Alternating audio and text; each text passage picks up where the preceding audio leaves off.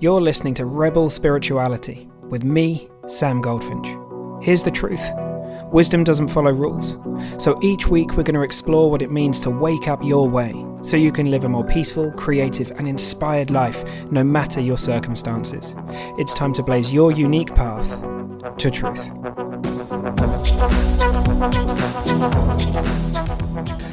Hey Rebels, okay, this week we're riffing on a question, which is, what if you're doing life wrong? What if you're doing life wrong?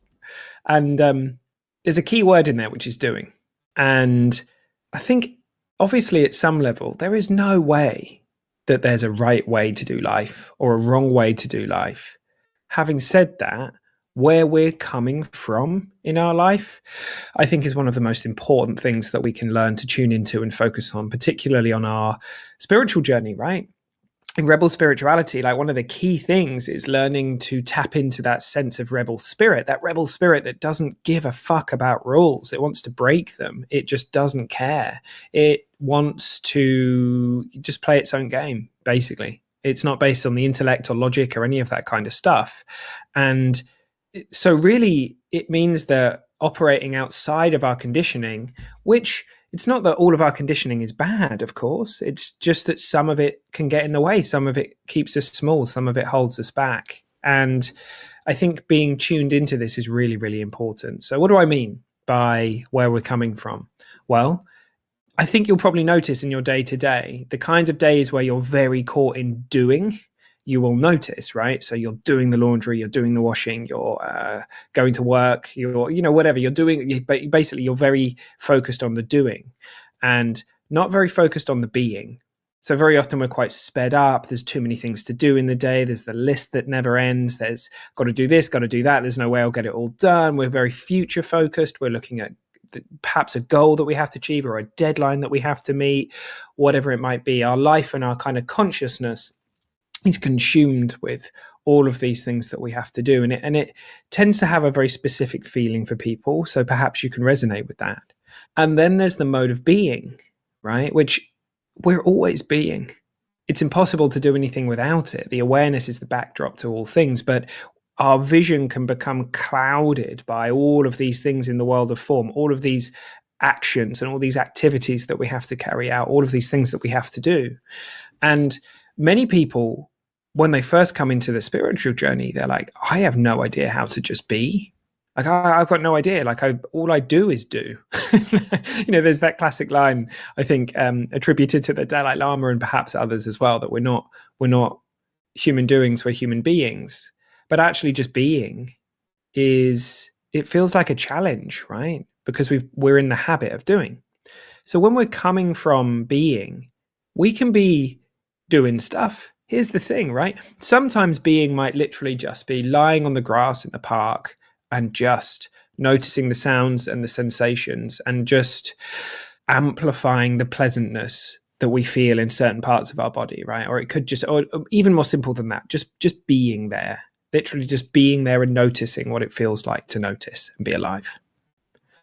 And sometimes we might be at work and we might be doing all sorts of different things, but there's this sense of beingness behind it, right?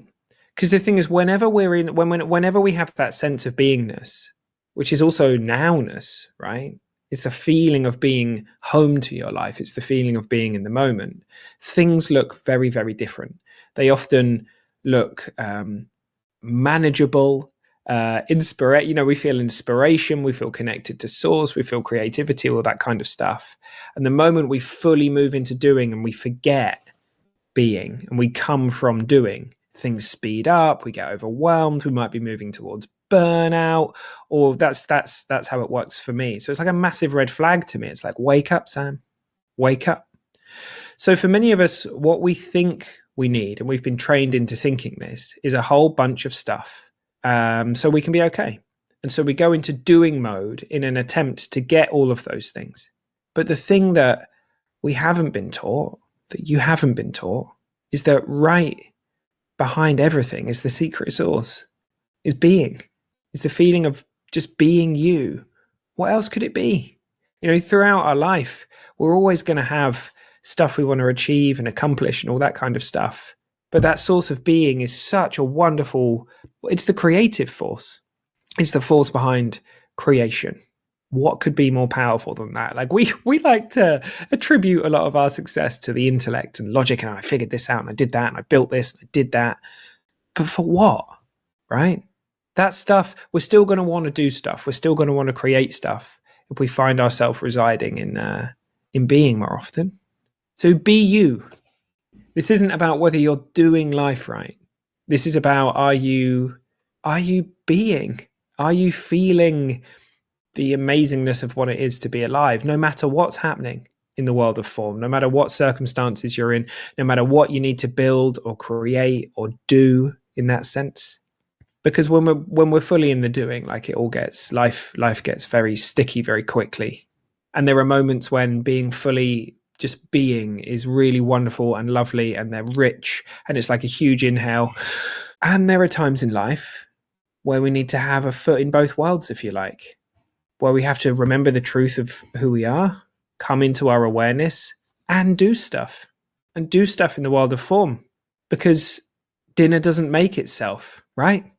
And businesses don't build themselves, but businesses also don't cause happiness in people.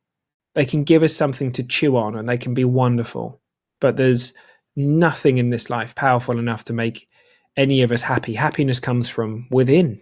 It's an inside job. And so being is key to that. Being home to the truth of that. Being in every sense of the word. So perhaps that's what we can reflect on this week. Being in every sense of the word. Are you being? Yeah? Are you noticing your being? All right, team. I hope you have the most beautiful, amazing week, and I'll see you all soon.